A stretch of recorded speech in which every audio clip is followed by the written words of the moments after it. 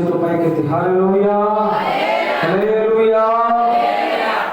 దేవుని ప్రశస్తమైన నామానికి మహిమ. చేయవచ్చినటువంటి మీకు అందరికీ ప్రభు నామం బట్టి హృదయపూర్వకమైన వందనాలు తెలియజేస్తున్నాను. అందరికీ వందనాలు. మంచిది, మనం దేవుని యొక్క వాక్యాన్ని కొద్ది నిమిషాలు ధ్యానం చేసుకున్నాం. చూడండి, పరిశుద్ధ గ్రంథమందు రాయబడినటువంటి మాట ప్రకారంగా లూకాసు వార్త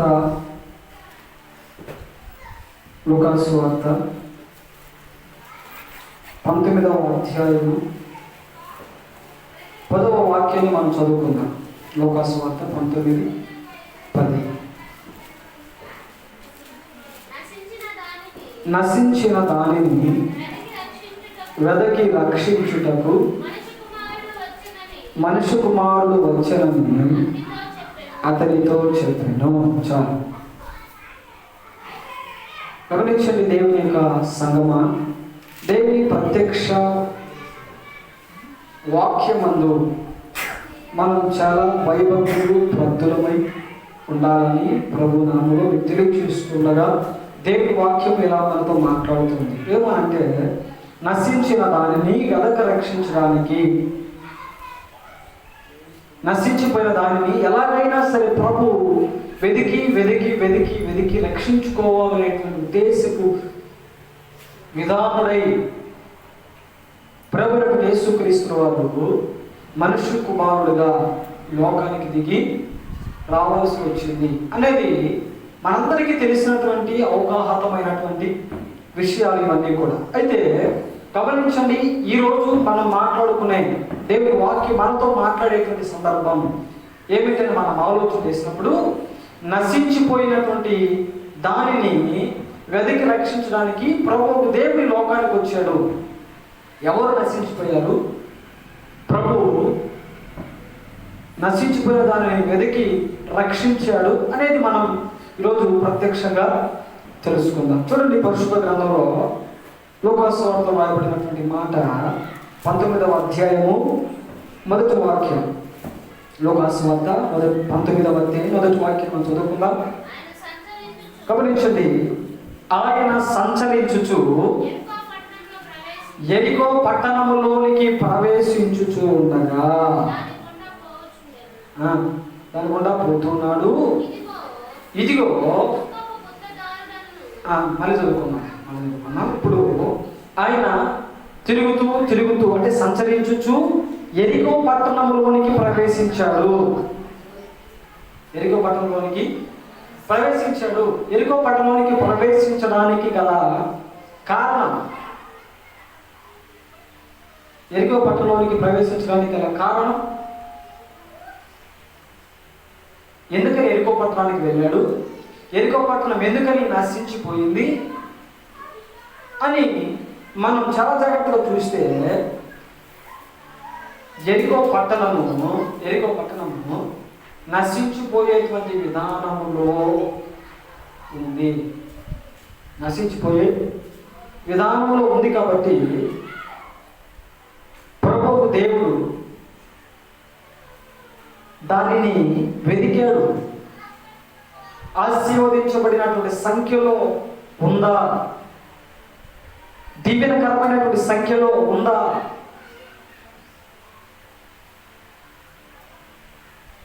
అని యేసు ప్రభువు వారు బాగా తేరి బాగా చూసినప్పటికీ కూడా అది ఆశీర్వదించబడినటువంటి సంఖ్యలో ఎక్కడ కూడా కనబడలేదు. హల్లెలూయా హల్లెలూయా.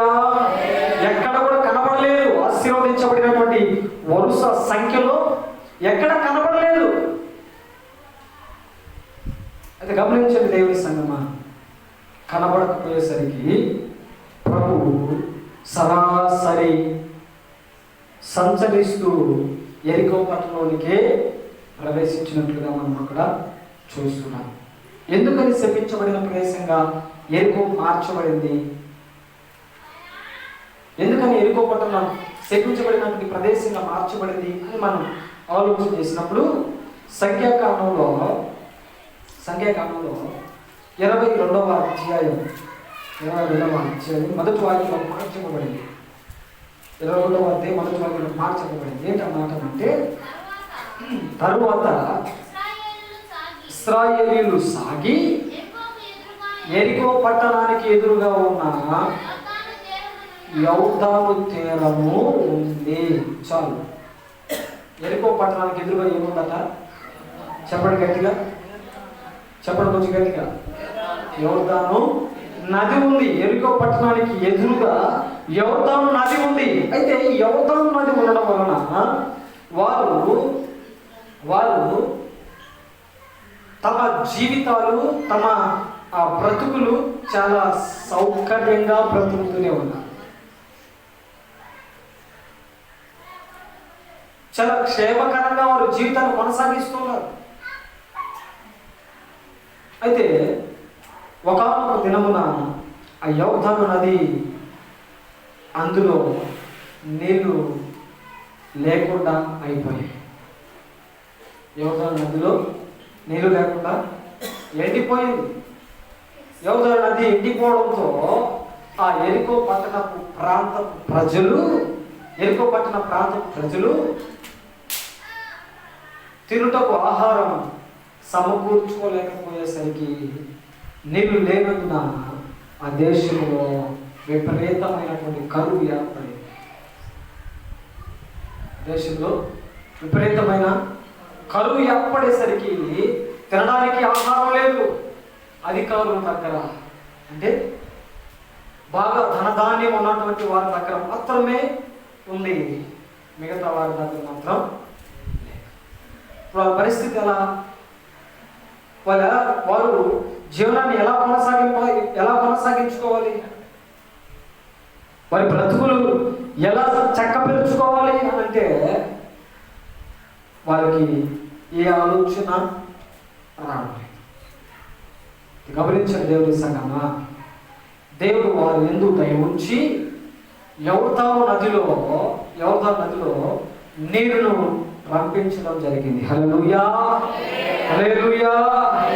యొర్దాను నదిలో నీరు రానివ్వడం ప్రభు ఏర్పాటు చేసేసరికి యెహోవా నీళ్ళు ఎప్పుడైతే రానిచ్చాడో, పంపించాడో, ఆ నీటి సాగు వలన వారి యొక్క పాడి పంటలు చాలా ఫలితాన్ని చేకూర్చాయి. హల్లెలూయా, హల్లెలూయా. వారి యొక్క ఫలితాలు, వారి యొక్క పంట మీద వచ్చే ఫలము చాలా తృప్తిగా వారు పొందుకునేంతగా వారు ఏర్పాటు చేసుకున్నారు. కాబట్టి దేవుని సంగమా, ఇలా వారి జీవితాలు ఇలా కొనసాగింప చేసుకునేటువంటి సమయంలో దేవుడిని కూడా మర్చిపోయారు. ఎందుకంటే దేవుని వాక్యులు చెప్పబడిన మాట ప్రకారంగా, నా ప్రాణమా, చెప్పండి పూర్తి చేయండి, నా ప్రాణమా తినము, తాగము, సుఖించుము. నా ప్రాణమా తినము, తాగుము, సుఖించుము అన్నటువంటి మాట వారి జీవితాలలో అక్షరం పొల్లు తప్పిపోకుండా నెరవేరుస్తూ ఉన్నారు. వారి ప్రాణాన్ని చాలా సుఖపెట్టేస్తూ ఉన్నారు. వారి ప్రాణాన్ని ఈ లోకపు బంధకాల చేత, ఈ లోకపు అలవాట్ల చేత, ఈ లోకపు వ్యసనాల చేత కట్టి బంధించేసేసి దేవుని కూడా మర్చిపోయేంతగా విపరీతులుగా మార్చబడిపోయారు యెరికో పట్టణపు ప్రజలు. ఇలా వారి పరిస్థితి అధోగతిపోయింది. దేవుడు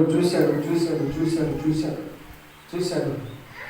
వారు ఏ మాత్రం ప్రభు వైపు తిరిగిన వారు కాలేదు. ప్రభు వైపు వారు తిరగలేదు. ప్రభు పక్షం నిలబడలేదు.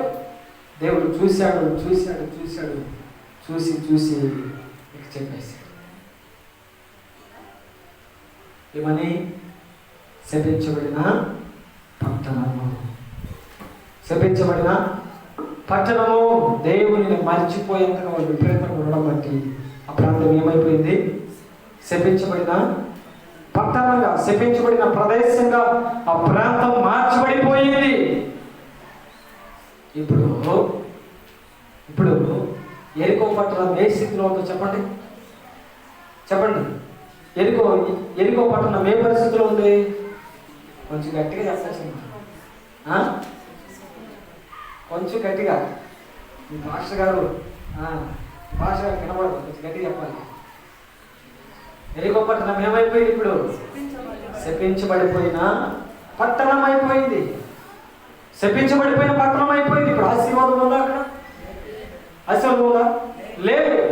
ప్రభువు యేసుక్రీస్తు వారు నశించిన దానిని వెదకి రక్షించడానికి ఈ లోకానికి వచ్చే ముందు ఏది నశించిపోయిందాన్ని ఆశీర్వదించబడినటువంటి ఆశీర్వాదాలు ఉండేటువంటి వారి పేరున్న పుస్తకాన్ని, గ్రంథాన్ని తీసుకొని వెతుకుతా ఉన్నాడు.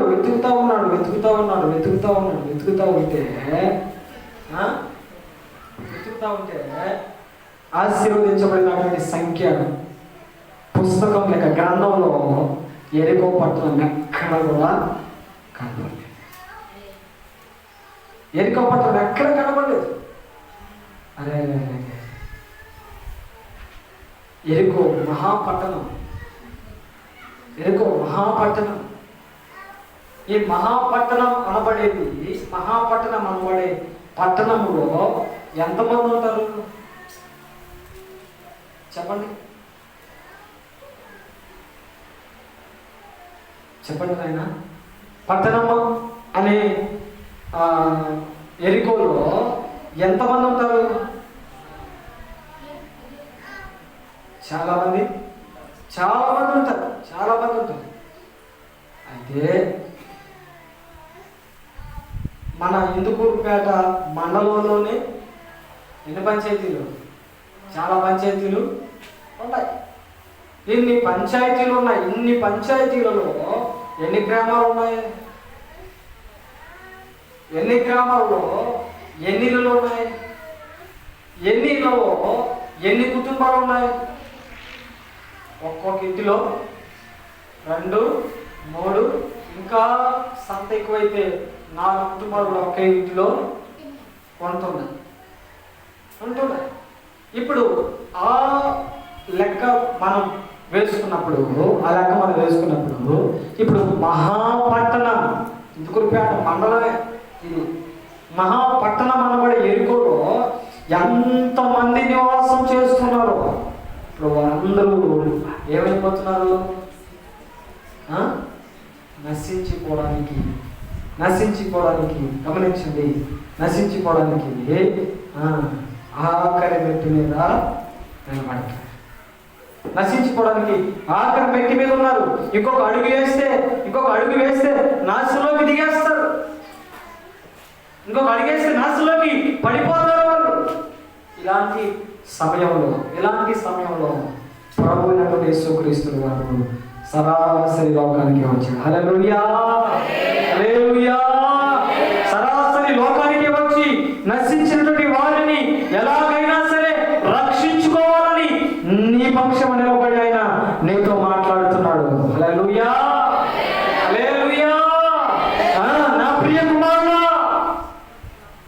నా ప్రియ కుమారుడా,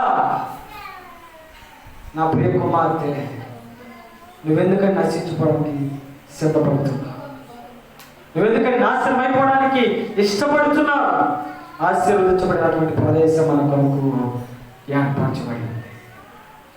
ఆశీర్వదించబడినటువంటి ప్రదేశం మన కొరకు సిద్ధపరచబడి ఉంది.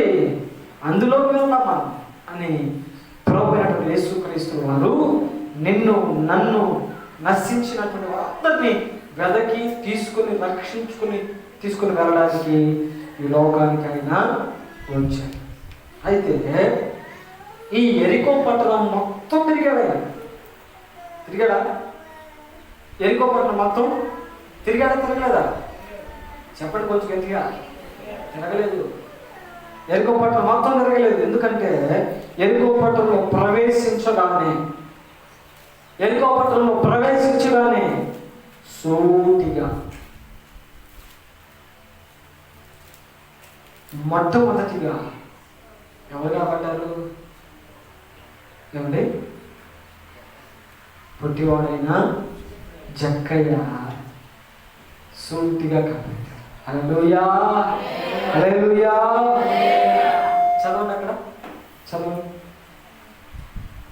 చదువు 19వ అధ్యాయం. ఇదిగో సుంకపు గుత్తదారుడును ధనవంతుడునైన జక్కయ్య అను పేరు గల ఒకడు యేసు ఎవరో చూడకూడను కానీ పొట్టివాడు కనుక జనులు గుంపు ఉండటం వలన చూడలేకపోయాడు. చాలు చాలు చాలు. జనులు గుంపు కూడి ఉండటం వలన ఇతడు పొట్టివాడుగా ఉన్నాడు, అందుకే చూడలేకపోతున్నాడు.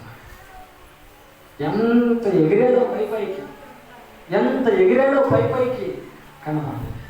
పోనీ తోసుకుని వెళ్దామంటే నెట్టేస్తాం. వాళ్ళంతా నెట్టుకుని వెళ్దామంటే వారికి సందే ఇవ్వడం లేదు, వారి మధ్యలో సందు కూడా లేదు. అంతగా యేసు ప్రభు దగ్గర గుంపులుగా ఉన్నారు. గమనించిన దేవుని సంగమా,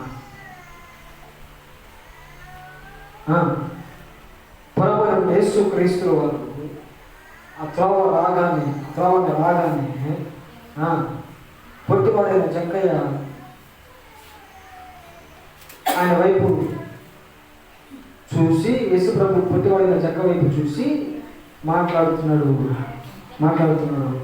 జక్కయ్య త్వరగా దిగాలి. ఎక్కడున్నాడు ఇప్పుడు జక్కయ్య? ఎక్కడున్నాడు జక్కయ్య? నెట్టాడు కుదరదు. ఎగిరాడు కనబడలేదు. ఏం చేయాలి, ఎలా చేయాలని ఆలోచన చేస్తున్నప్పుడు పొట్టివాడికి పుట్టెడు ఆలోచన ఉన్నట్లుగా ఈ పొట్టివాడైన జక్కయ్యకు చాలా ఆలోచనలు వచ్చేసాయి. ఒక ఆలోచన ఏంటంటే చెట్టు ఎక్కి చూద్దామని నేరుగా వెళ్ళి మేడు చెట్టు ఎక్కి మేడు చెట్టు మీద కూర్చొని చూస్తా. హల్లెలూయా. మేడు చెట్టు ఎక్కి కూర్చొని యేసు ప్రభు వైపు చూస్తా ఉన్నాడు. కింద చూస్తే కనబడలేదు, ఎగిరి చూస్తే కనబడలేదు. ఏం చేద్దామని చెట్టు ఎక్కి చూస్తున్నటువంటి పొట్టివాడైన జక్కయ్య వైపు సరాసరి యేసు ప్రభు వారు చూసి మాట్లాడుతున్నాడు. జక్కయ్య త్వరగా దిగాలి చెట్టును.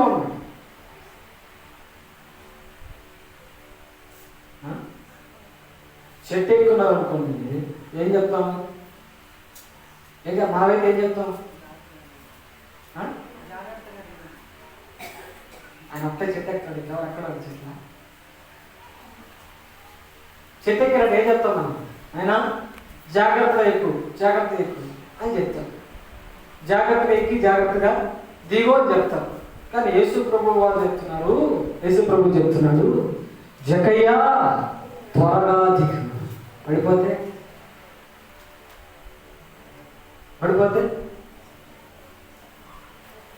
గమనించండి దేవుని సంగమా, మేడు చెట్టు ఎక్కడ వలన యేసు ప్రభు చెప్పాడు త్వరగా దిగాలి. మేడు చెట్టు పాపానికి సాదృశ్యం, మేడు చెట్టు పాపానికి గుర్తు. అందుకే యేసు ప్రభు మేడు చెట్టు చూసి అయ్యో ఇతడు పాపములో పండిపోయి ఉన్నాడు. ఇతడు పాపంలో పండిపోయి ఉన్నాడు. కనుక జక్కయ్య వైపు చూసి మాట్లాడుతున్నాడు. జక్కయ్య నువ్వు త్వరగా దిగాలి. ఎప్పుడు పండిపోయిన కాయ రాలిపోతుందో తెలియదు, అందుకే చెప్తున్నాడు యేసు ప్రభు, జక్కయ్య నువ్వు త్వరగా దిగు. ఆ పాపం త్వరగా నువ్వు విడిచిపెట్టకపోతే నా దగ్గర నువ్వు ఎప్పటికీ ఇంకా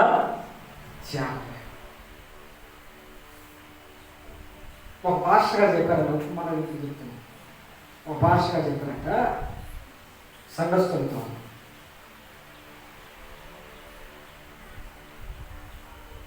యేసు ప్రభువుని ఎంతమంది చూడాలనుకుంటున్నారు అని చెప్పండి. మిమ్మల్ని అడుగుతున్నాను, నేను మిమ్మల్ని అడుగుతున్నాను. యేసు ప్రభుని ఎంతమంది చూడాలనుకుంటున్నారు? చేతులు ఎత్తండి, కూడి చేతులు ఎత్తాను. యేసు ప్రభుని ఎంతమంది చూడాలనుకుంటున్నారు? ఎవరులేదా? మంచిది. యేసు ప్రభుని చూడండి. మన యేసు ప్రభు చూసుకుంటాడు సార్. యేసు ప్రభు దగ్గరికి ఎంతమంది చేరాలనుకుంటున్నారు? 1, 2, 3, సగం 4 వస్తనే సగం లేచింది. చూడడం కన్నా చేరడము శ్రేయస్కరం, మంచిది. ఇప్పుడు ఈ దైవ సేవకుడు చెప్తున్నాడట, మందిరం గురించి చెప్తా ఉంటే, అమ్మవారు యేసు ప్రభును చూసేవాళ్ళు చేతులెత్తండి అన్నాడట.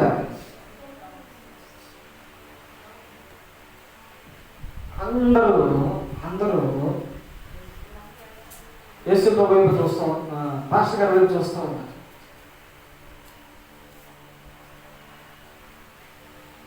మళ్ళా ఒక మాట అడిగారు, యేసు ప్రభును ఎంతమంది చేరాలనుకుంటున్నారు? యేసు ప్రభు దగ్గరకు ఎంతమంది చేరాలనుకుంటున్నారు అంటే అందరూ ఎత్తారట, ఒక మాత్రం ఎత్తలేదట.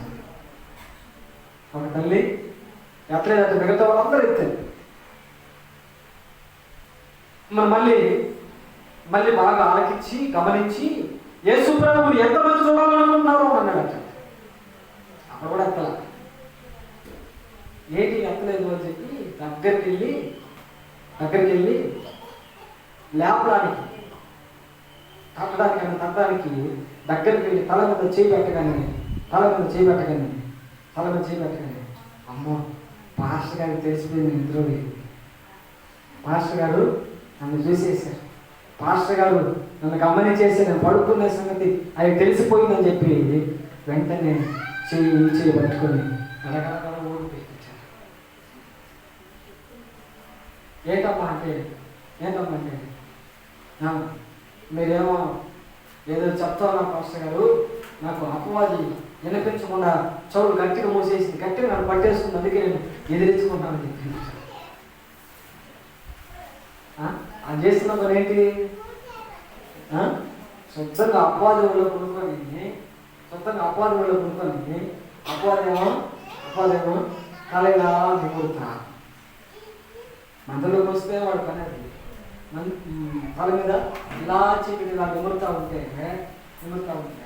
మనకేమో నల్లగా రెప్పలకు అంత బండ్లు కట్టాలి. మంచి పొరుగు కలిగిన బడలంత బండ్లు కట్టి రెప్పలకి వదిలేస్తాయి. అప్పుడు తల మీద ఇలా నిమురుతా ఉంటే ఆ కంట్రెప్పలు ఏమవుతా ఉంటాయి? అలా బరువు తట్టుకోలేక కాలిపోతాయి కదా. అది గమనించారు దైవ సేవకుడు, అది గమనించాడు. ఆయన పాస్టర్ గారు అది గమనించి, అమ్మాయి నిద్రపోతుంది, నిద్రపోకూడదమ్మా అని చెప్పడానికి ఆ దగ్గరకు వెళ్తే ఆమె ఇంకో దారి వచ్చింది. సరే, అప్పుడు ఏం చేయండి? దేవుని సంగమ, దేవుడిని చూడడం కన్నా చేరడము చాలా మంచిది, చాలా శ్రేయస్కరం. కాబట్టి దేవుని సంగమా, ఇప్పుడు యేసు ప్రభువుల వారు చెప్తున్నారు, పొట్టివాడైన జక్కయ్య, నువ్వు నన్ను చూడడం కన్నా నీవు నా దగ్గరకు రావడం చాలా మంచిది. కనుక త్వరగా చెట్టు దిగి నా దగ్గరకు రా. హల్లెలూయా, హల్లెలూయా. నువ్వు త్వరగా చెట్టు దిగి నా దగ్గరకు రా అని చెప్పిన వెంటనే పొట్టివాడైన జక్కయ్య అన్నిటినీ వదిలేశాడు, అన్నిటినీ విడిచిపెట్టేసి, అన్నిటినీ ఎడబాసేసి ప్రభు దగ్గరకు సరాసరి వచ్చినట్లుగా అక్కడ గ్రంథస్థం చేయబడింది. కాకపోతే అక్కడ రాయబడని మరణయుక్తమైనటువంటి మాట ఏంటి అంటే, పొట్టివాడైన జక్కయ్య యెరికో పట్టణంలో ఉన్నాడు. పొట్టివాడైన జక్కయ్య యెరికో పట్టణంలో ఉన్నాడు. యెరికో పట్టణంలో ఉన్న పొట్టివాడైన జక్కయ్య రోమా ప్రభుత్వపు అధికారి ఆధ్వర్యంలో ఒక ఉద్యోగం చేసుకున్నాడు. ఆ ఉద్యోగం పేరే సుంకపు గుత్తదారి, ట్యాక్స్ కలెక్టర్. సుంకపు గుత్తదారి, పన్నును వసూలు చేసే వ్యక్తి, అది ఉద్యోగం. ఈ ఉద్యోగంలో కొన్ని నియమ పద్ధకాలు ఉన్నాయి, క్వాలిఫికేషన్స్ ఉన్నాయి. ఏంటి ఆ నియమాలు? ఏంటి అవి అని అంటే, నెంబర్ 1, ఎదుటి వారి మీద దయ ఉండకూడదు, వారి మీద ప్రేమ ఉండకూడదు, వారి మీద కనికరం ఉండకూడదు, చిన్నవాళ్ళని పెద్దవాళ్ళని చూడకూడదు, మొత్తానికి కఠినంగా ఉండాలి. అది క్వాలిఫికేషన్. అలా ఉంటేనే ప్రభుత్వ అధికారి ఆ ఉద్యోగాన్ని ఇస్తాడు. ఇలాంటి క్వాలిఫికేషన్స్ ఉన్నటువంటి పొద్దువాడైన జక్కయ్య రామ ప్రభుత్వ అధికారి దగ్గర ఉద్యోగం చేస్తున్నాడు. ఆ ఉద్యోగము పన్ను వసూలు చేసేటువంటి ఉద్యోగం. పన్ను వసూలు చేసే ఉద్యోగంలో ఇతడు కొనసాగుతున్నాడు. ఇలా కొనసాగేటువంటి క్రమంలో షాప్ దగ్గరికి వెళ్ళాడు. షాప్ దగ్గర పన్ను వసూలు చేయాలి కదా.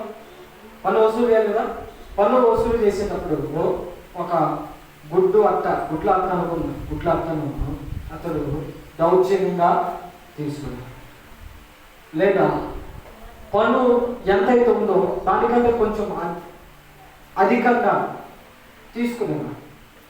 అంత కఠినాత్ముడిగా లేక క్రూరంగా కఠిన హృదయం గలవాడిగా జీవితం కొనసాగిస్తున్నాడు జక్కయ్య. గమనించండి దేవుని ప్రియ సంగమా, ఇలాంటి సమయ సందర్భాలలో పరిస్థితులలో జక్కయ్య ఆ ప్రాంతం, ఎరికో పట్టణపు ప్రాంతం దగ్గర ప్రజలు ఉంటారు. ప్రజలు ఈ ప్రజలు దేవుని యాజకుని దగ్గరకు బలిపోసం తీసుకుని వెళ్ళారు. దేవుని యాజకుని దగ్గరకు బలిపోసం తీసుకుని వెళ్ళడానికి బయట ఉన్న వారి దగ్గర కొనకూడదు. ఎక్కడ కొనాలి అంటే రోమ ప్రభుత్వమే ఒక కొన్ని రకాల కొట్టులు పెట్టుంటాయి, అంగళ్ళు పెట్టుంటాయి. ఆ అంగళ్ళలోనే వీళ్ళు ఏది కొన్నా బలి అర్పణ కావలసిన సామాగ్రి ఏది కొనాలన్నా కానీ ఆ కొట్టులోనే కొనాల్సి ఉంటుంది. ఆ కొట్టులో కొనకపోతే శిక్ష. కొనాలని అక్కడికి వెళ్తేనేమో రూపాయి వస్తువు 2 రూపాయలు చెప్తుంది. ఎందుకంటే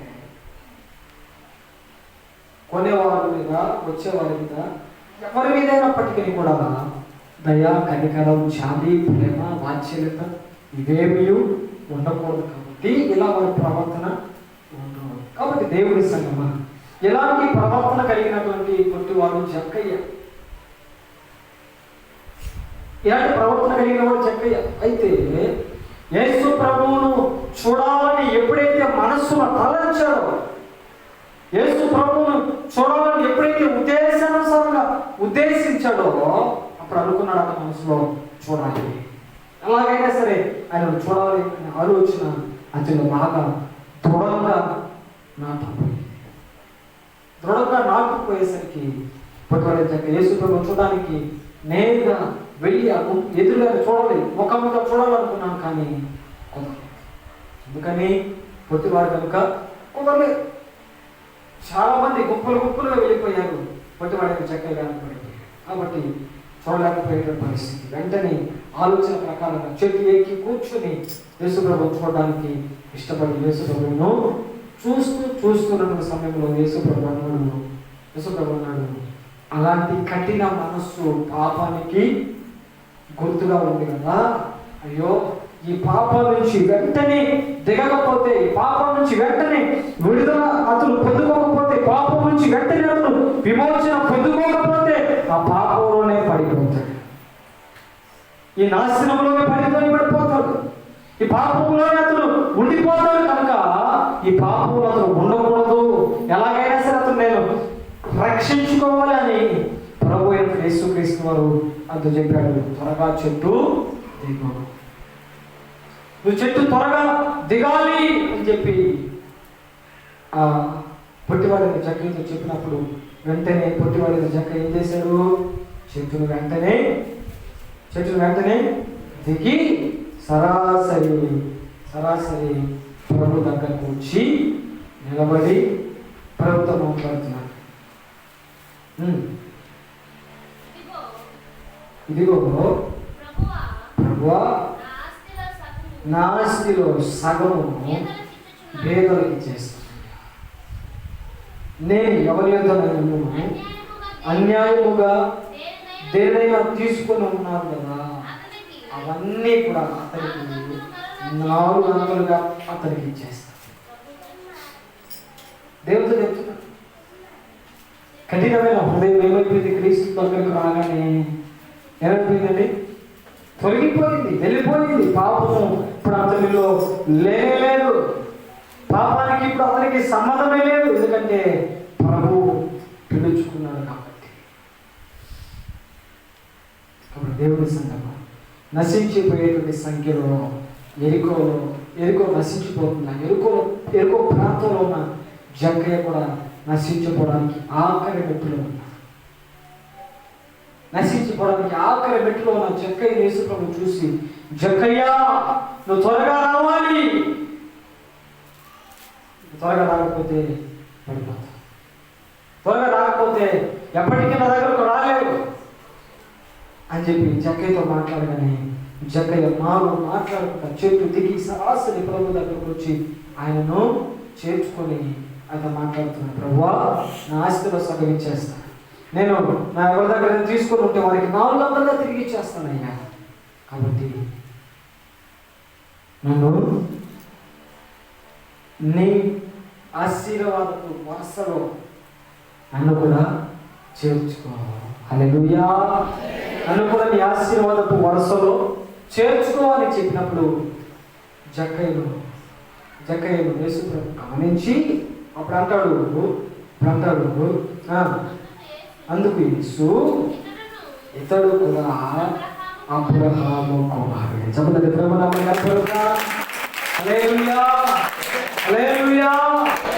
ఇతడు కూడా అబ్రహాము కుమారుడే. ఎందుకని అబ్రహాము కుమారుడు అయిపోయాడు? ఎందుకని అబ్రహాము కుమారుడు అయిపోయాడు అంటే ఆశీర్వదించబడ్డాడు అబ్రహాం. ఎవరి చేత ఆశీర్వదించబడ్డాడు?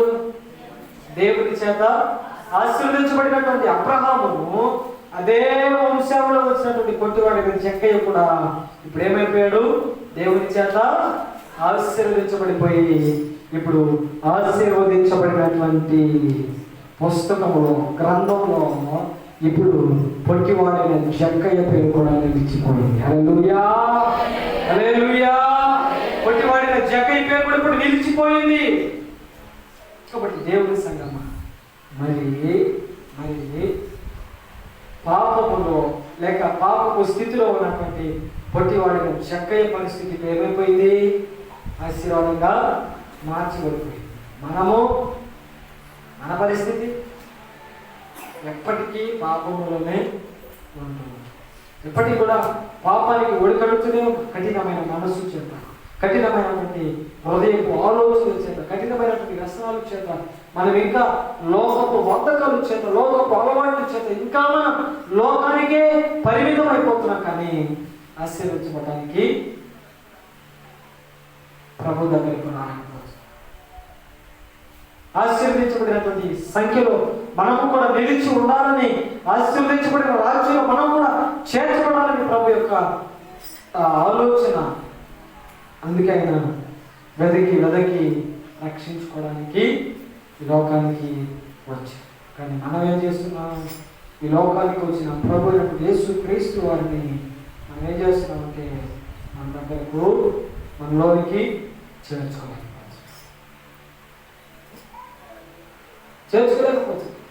యేసు క్రీస్తు వారు ఎప్పుడైతే మన దగ్గరకు వస్తాడో అప్పుడు మనకు రక్షణ కలుగుతుంది.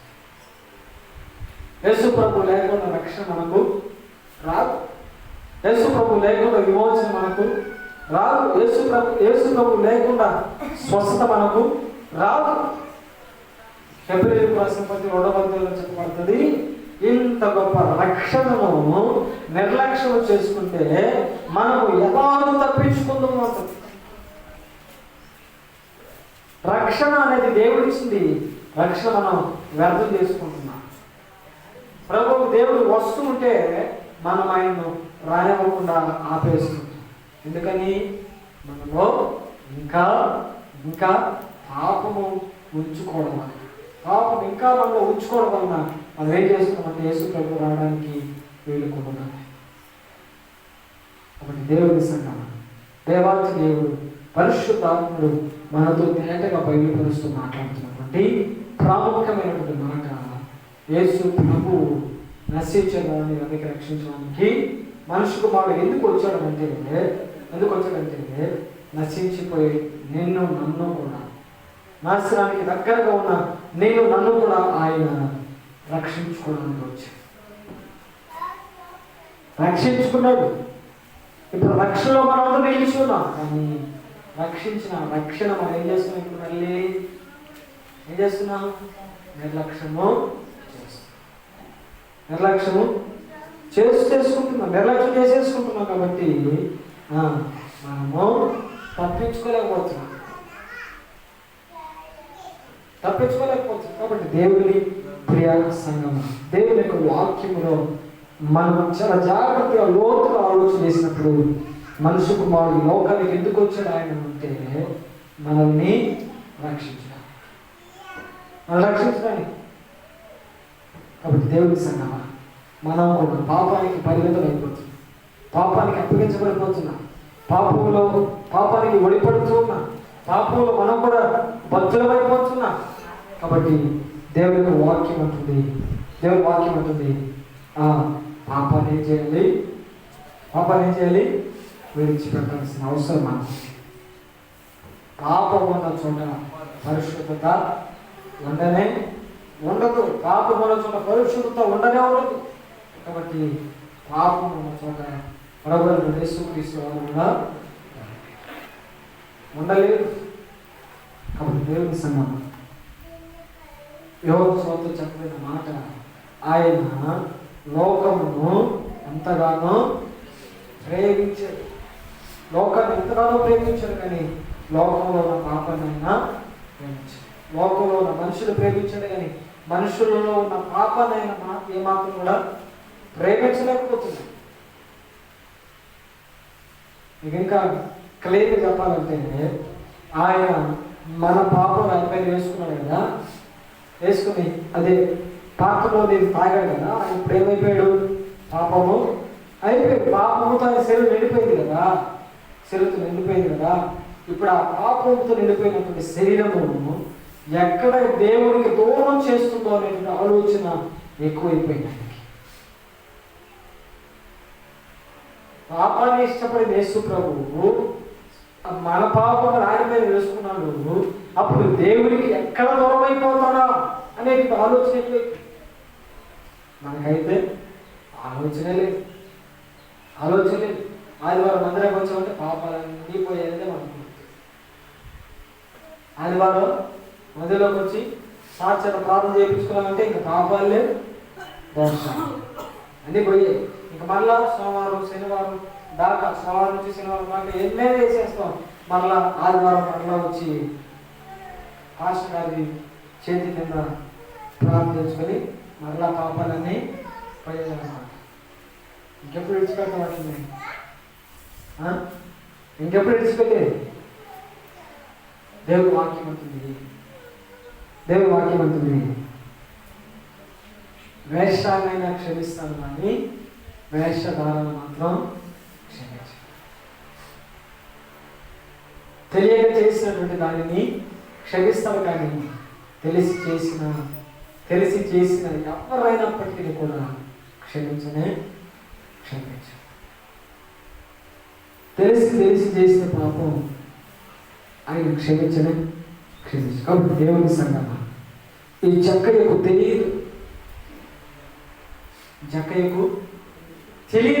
తెలియకుండా చేసేసాడు, తెలియకుండా పాటలు పడ్డాడు, తెలియని పరిస్థితుల్లోనే ఇవన్నీ చేశాడు. కాబట్టి ప్రభు అయినటువంటి దేవుడు అతన్ని క్షమించడానికి ఇష్టపడ్డాడు. పాపలు క్షమించడానికి అంటే క్షమిస్తాడు, కానీ పాపం చేస్తూనే ఉంటే క్షమించడు. కాబట్టి దేవుడి సంగమా, పొట్టువాడి జక్కయ్య పాపవే. చాలా మంది అన్నారు పొట్టువాడి జక్కయ్య, యేసు ప్రభు పొట్టువాడి జక్కయ్య ఇంట్లోకి వెళ్తే చాలా మంది అన్నారు పాపి అయిన జక్కయ్య ఇంటి దాన్ని ఎలా వస చేయడానికి వెళ్ళారు అన్నారు. కానీ ఆయన వెళ్ళలేదు. పాపము లేని చోట ఖచ్చితంగా 100% నా ప్రభు అక్కడ నిలిచి ఉంటాడు. హల్లెలూయా, హల్లెలూయా. అదే పాపము కొంచెం ఉన్నా కానీ ప్రభు రానే ఉండనే ఉన్నాడు. కాబట్టి దేవుడి సంఘం ఈ విషయాలు అందరూ కూడా చాలా జాగ్రత్తగా గమనించాలి. ఎరుకపట్నం దేవుడిని మర్చిపోవడం వల్ల శపించబడే ప్రదేశంగా మార్చబడింది. కాబట్టి ఎరుకపట్టణాన్ని ఎలాగైనా సరే రక్షించుకోవాలని ఆయన వచ్చింది లోకానికి. రక్షించుకోవడానికి ఆయన సిద్ధపడుతూనే ఉన్నాడు, రక్షించడానికి ఆయన ప్రయత్నం చేస్తూనే ఉన్నాడు, రక్షించుకోవడానికి ఆయన ఎన్నో చేశాడు. కానీ చివరకు ఆయననే మర్చిపోయే పరిస్థితి. దయచేసి దేవుడి సంగమా, మనము కూడా అలాంటి పరిస్థితుల్లో ఉన్నాం. దేవుడు మనం రక్షించుకున్నాడు, ఇప్పుడు ఆ రక్షణ నిర్లక్ష్యం చేస్తున్నాం.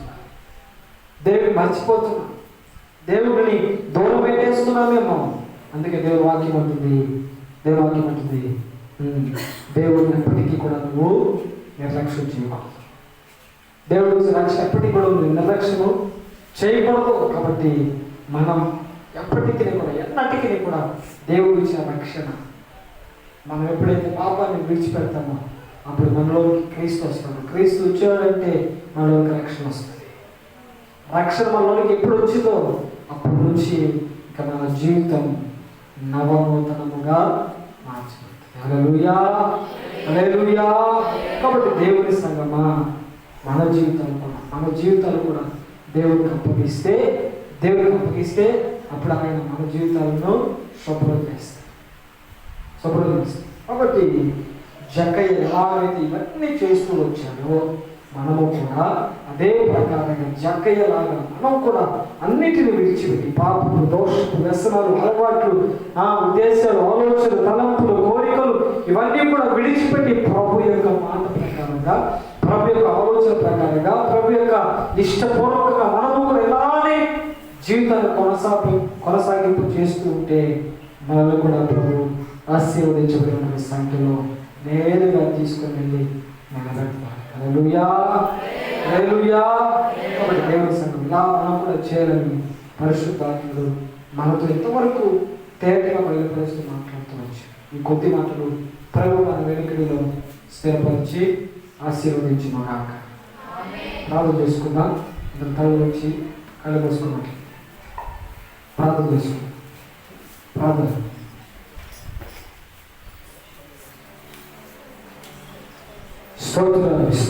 స్తోత్రం. మహాపరిశుద్ధుడా, ప్రేమ కనికరము కలిగిన మా ప్రియ పరలోకపు తండ్రి, మీకు అందమైన శ్రేష్టమైన ఉన్నతమైన నామానికి స్తోత్రములు చెల్లిస్తున్నాను ప్రభు. ఇదిగోంత వరకు నీ వాక్యము ద్వారా మాతో మాట్లాడుతూ వచ్చాను. కొంతవరకు జక్కయ్య గురించి, నశించిపోయేటువంటి ఎరుకో పట్టణంలో ఉన్న జక్కయ్య గురించి మాతో మాట్లాడుతూ వచ్చాను.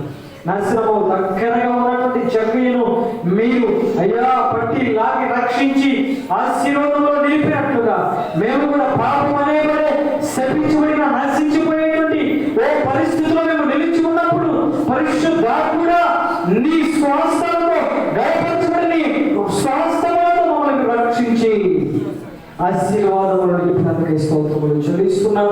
పరిశుద్ధాత్ముడమై తండ్రి నీ కృప కాపుదలతో మమ్మల్ని అందరికీ భద్రపరిచండి స్తోత్రములు చెల్లిస్తున్నాం. అంతేకాదు కానీ ఇంతవరకు ప్రభు నీ బిడ్డలు అయ్యా ఓపికతో సహనంతో పూర్తి వాక్యం వేరు ప్రతి బిడ్డ మీరు జ్ఞాపకం చేసుకోండి, దర్శించి ప్రభు కృప కనికరములతో నింపమని ప్రార్థన చేస్తున్నాం. సహాయం చేయమని ఇంతవరకే అయ్యా జరిగిన ప్రతి కార్యక్రమాన్ని మీ జీవితంలో జరిగించి దాన్ని స్తోత్రములు చెల్లిస్తున్నాం. బలపరచండి సంఘమంతటిని అయ్యా మీరు జ్ఞాపకం చేసుకోండి.